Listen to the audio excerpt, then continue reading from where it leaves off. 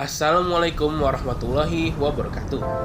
Halo semuanya, kami dari Universitas Muhammadiyah Malang dari Prodi Manajemen kelas F. Di sini kami mendapatkan sebuah tugas yaitu Project Netizen dengan tema pembahasan dilema Pancasila membangun civil religion di era modern. Pertama-tama, saya akan menampilkan nama dan NIM anggota dari kelompok 7 ini.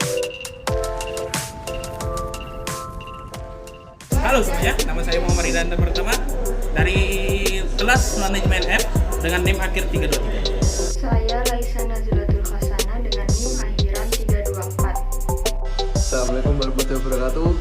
Perkenalkan, nama saya Muhammad Ridan Saputra dengan NIM belakang 313 dan kelas manajemen F. Assalamualaikum warahmatullahi wabarakatuh. Perkenalkan, nama saya Muhammad Nabil Yulianto dengan NIM akhir 307 dari kelas manajemen F. Perkenalkan, nama saya Fabian Rehan Agustio dari kelas manajemen F dengan NIM akhir 291. Perkenalkan, nama saya Maulidia Fajar dengan NIM akhiran 274. Civil religion secara harfiah adalah agama sipil atau agama rakyat. Nah, untuk mendefinisikan agama setidaknya bisa menggunakan 3 pendekatan, yakni dari segi fungsi, konstitusi, dan juga substansi. Para ahli sosial history atau sejarah sosial cenderung mendefinisikan agama sebagai suatu institusi hot stories, suatu pandangan hidup yang institusionalis yang mudah dibedakan antara agama Buddha dan Islam dengan hanya melihat sisi kesejahteraan yang melatar belakangi keduanya. Juga menjadi perbedaan sistem kemasyarakatan, keyakinan, ritual, dan etika yang ada dalam ajaran keduanya. Sementara para ahli di bidang sosiologi dan antropologi cenderung mendefinisikan agama dari sudut khusus sosialnya, yaitu suatu sistem kehidupan yang mengikat manusia dalam satu satuan atau kelompok-kelompok sosial. Sedangkan kebanyakan para pakar teologi, fenomenologi, dan sejarah agama melihat agama dari aspek substansi yang sangat asasi, yaitu sesuatu yang sakral.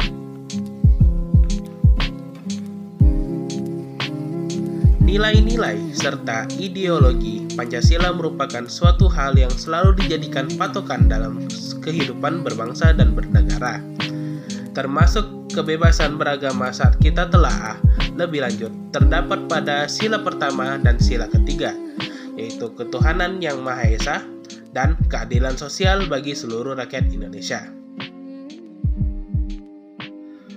Berdasarkan dari observasi yang kami lakukan ini, responden setuju bahwa masyarakat di Indonesia telah menghargai adanya perbedaan agama dan setuju bahwa agama bisa menjadi jembatan untuk bersatunya masyarakat dan juga menjadi sumber keteraturan moral. Agar hal tersebut terlaksana dengan baik, responden setuju bahwa diadakannya kegiatan untuk mempersatukan perbedaan agama dan pemberian ilmu tentang menghargai perbedaan agama dapat mempersatukan perbedaan agama di Indonesia. Indonesia adalah negara demokrasi. Oleh karena itu, pemerintah harus mendorong dan menjamin kemerdekaan berbicara, beragama, berpendapat, berserikat bagi setiap warga negara, menegakkan rule of law. Republik Indonesia merupakan negara dengan tingkat moralitas yang cukup tinggi di bidang agama, suku, ras, dan golongan, guna menopang kehidupan beragama, bermasyarakat, berbangsa, dan bernegara secara damai, sehat, sejahtera, dan bahagia. Maka diperlukan civil religion atau agama sipil. Akan tetapi, apakah di era modern ini civil religion ini dapat menopang kehidupan masyarakat secara damai, sejahtera, dan bahagia?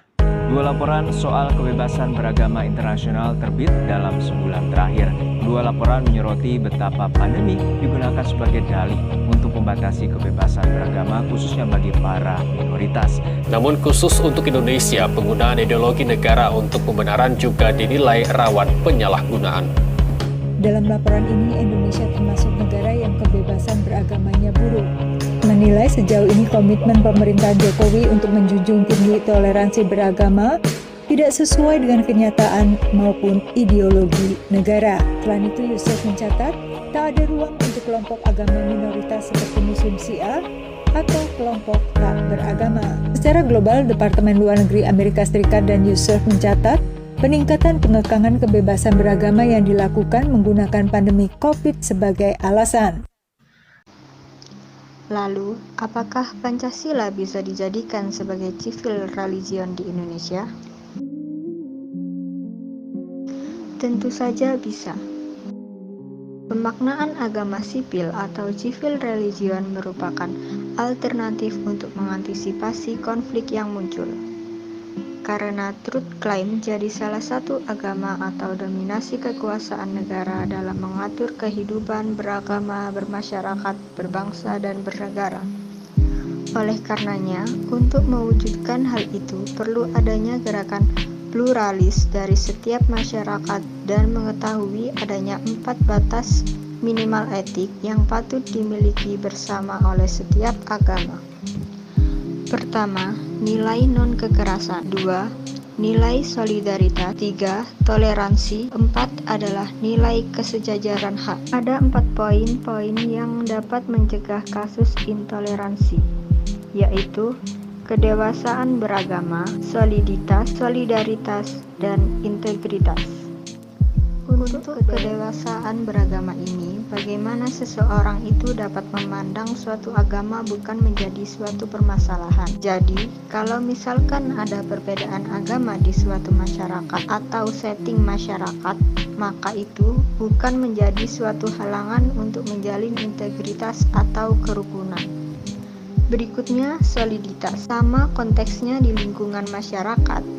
Kalau mungkin ada banyak atau mungkin di suatu setting masyarakat itu terdapat banyak suku, banyak ras, banyak agama, maka itu tidak menjadi suatu permasalahan untuk menjadi solid.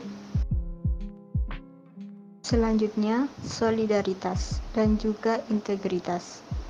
Hal ini kurang lebih sama dengan poin-poin yang sebelumnya, yaitu tentang persatuan dan kesatuan yang terbentuk karena tidak adanya persepsi yang negatif dari suatu kelompok agama lainnya.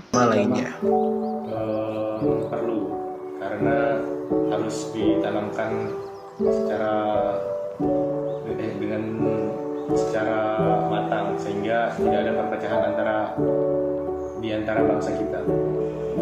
Apakah menurut Anda masyarakat Indonesia telah menghargai adanya perbedaan agama? Menurut saya masyarakat Indonesia sudah lebih baik daripada zaman-zaman dahulu. Sekarang masyarakat Indonesia sudah bisa menghargai sesama. Jadi, in my opinion, sejauh ini rakyat Indonesia sudah cukup menghargai perbedaan agama, baik secara fisik ataupun secara visual, di mana hal itu terbukti sampai saat ini tidak ada peperangan antar agama ataupun saling senggol menyenggol ataupun saling sindir menyindir.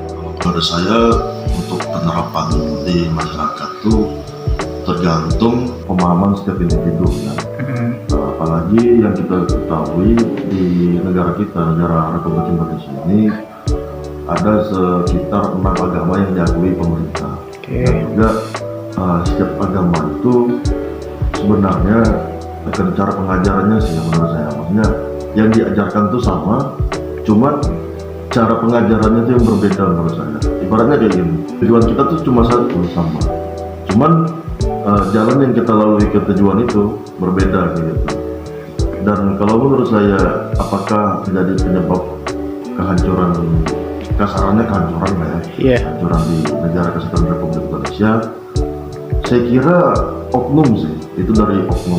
Kalau misalnya memang benar-benar orang yang paham dengan agama, mau agama A, B, C, dan D dan seterusnya pun menurut saya tidak masalah, tidak akan menjadi kambing hitam gitu.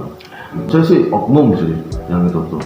Jadi ibaratnya mereka yang masih kertas putih benar-benar bersih, itu dengan mudah dicampuri oleh tinta. Jadi ibaratnya kayak dicuci otak. Terima kasih telah mengikuti video ini sampai akhir.